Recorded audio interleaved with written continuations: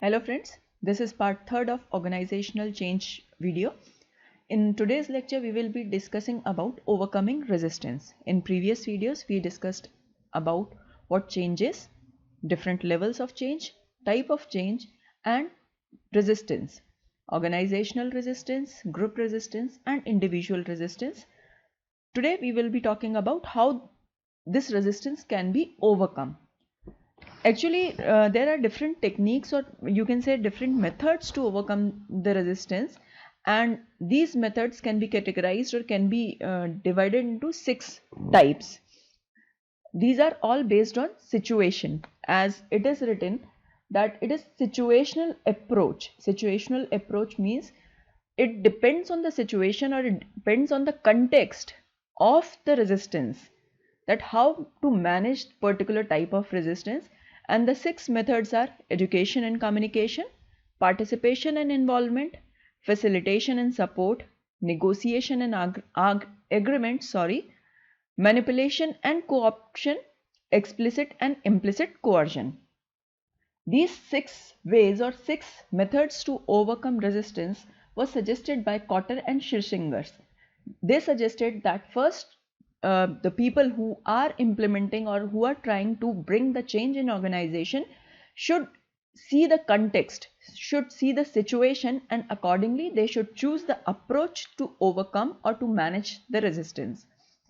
The very first context or situation can be lack of information. Means the people who will undergo this change or who will be affected by this change are not having proper information about change, how change is going to affect them, and what exactly the change going to take place in organization.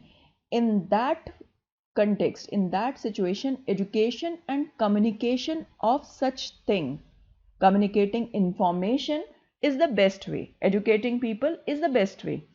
This is starting. Actually, communication is starting point for any successful change. It is the most common technique for minimizing resistance to change. And what should we communicate? We should try to communicate every possible thing about the change to the people who are resistors. We should solve their queries. We should address the opposition, and all these things can minimize the hassle, or all these things can minimize the resistance. Educating people about the change, like if they are not aware, they are not having proper information what the change is and how it is going to affect them, then we can educate people what exactly the change is going to bring in organization, promoting awareness regarding different benefits that they will get after this change process. It can also be you can also educate them or communicate them about need of the change. What are the different forces that are making you to accept or bring that change in organization? Objective of change also can be communicated. By this simple method, we can reduce the resistance if resistance is posed, or if people are resisting the change because of lack of information. The next situation can be sense of exclusion. I'm not part of this change process. Why should I support? This can be a reaction, and people are not involving in that change process because they are excluded. When such thing happens, when they feel that we are excluded, we are not part, we are not included in the things which are going to affect us, they will obviously resist. So what can we do at that time? If they feel excluded, we will include them. We will make them to participate in the change process. This involvement and participation in decision making related to change can reduce their resistance.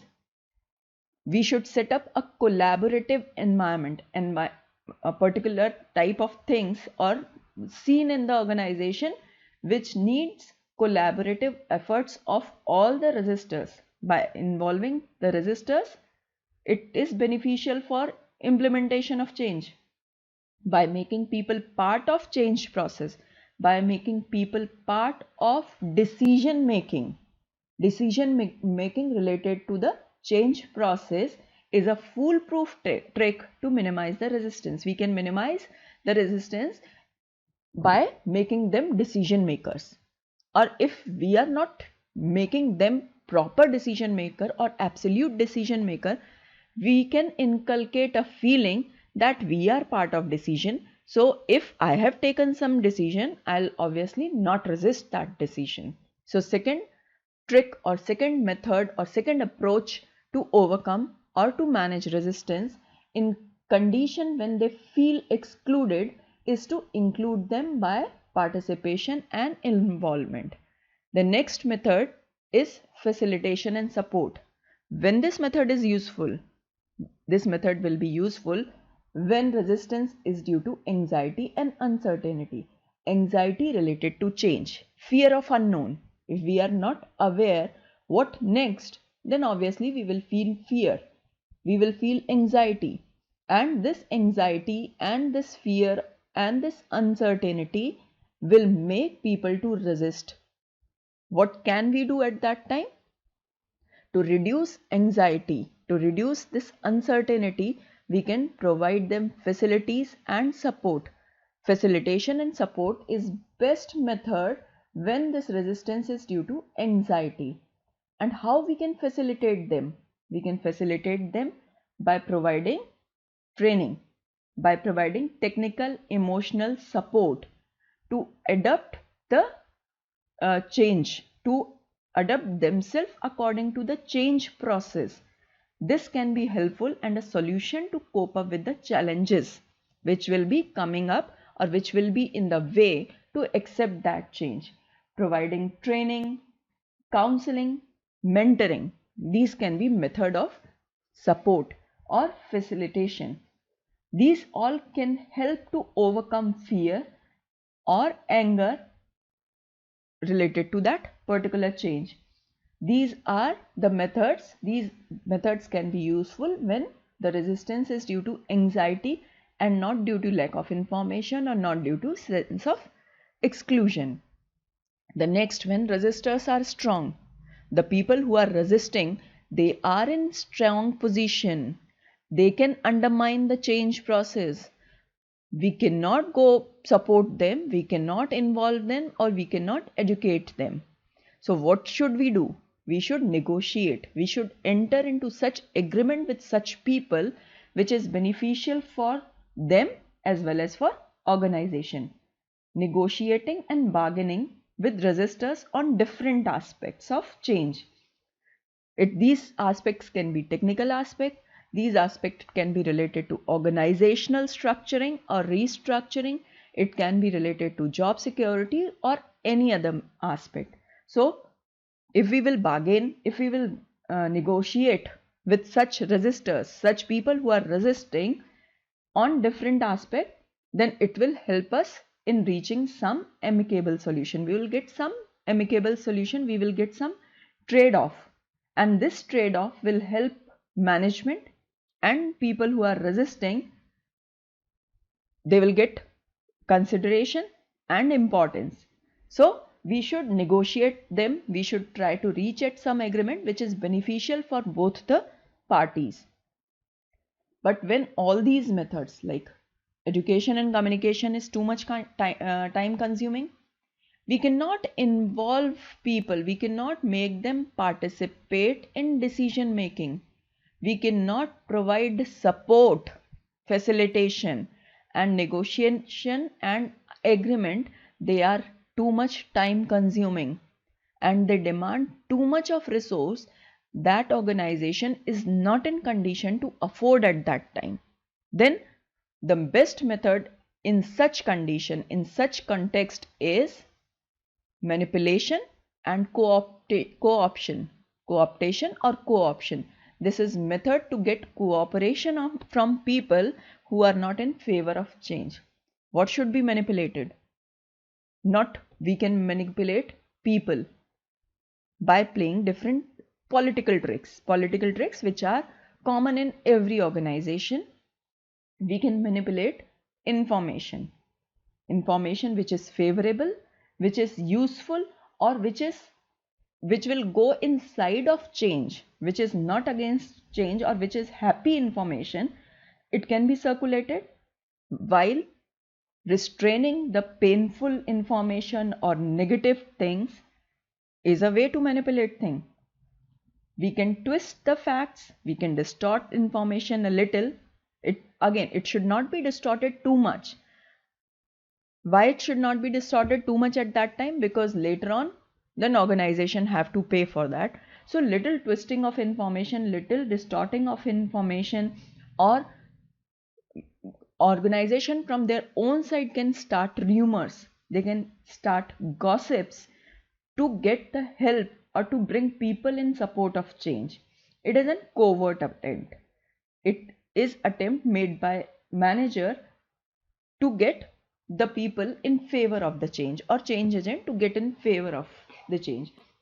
And co-option, it is a method to involve or to bring specific individual into the roles. We can choose people who are having little power, or those who are having little command on others. We can co-opt such individual and make them responsible for the change. We can give them responsibilities, or we can make them change agent for a particular group. And when they will get responsibility, then they will stop resisting, and they will make others to come in favorable side. And last, context, when the change recipients or resistors are having little capacity to resist, they cannot resist that much, they are not having that much capability to resist. And if the organization will get off these people, then survival of organization is not at all at risk. Survival of organization is at risk without change, but not without these people, because they are not having any option. Then what we can do? We can explicit coercion or implicit coercion. This is the method. Either we can coerce them directly on their face, or we can give them coercion in hidden way. And this coercion, how we will coerce? We can coerce them by telling the repercussions, explicitly telling them, clearly telling them that if you will not favor the change, then what will be the repercussions for them as individual and for the organization. Like, the person can lose the job, the person can lose the promotion. We can little bit, we can bully with them, we can harass them, or we can compel them in accordance to the organizational objective. Implicit is not telling them directly, but giving them certain ideas that what will happen if such change will not be supported.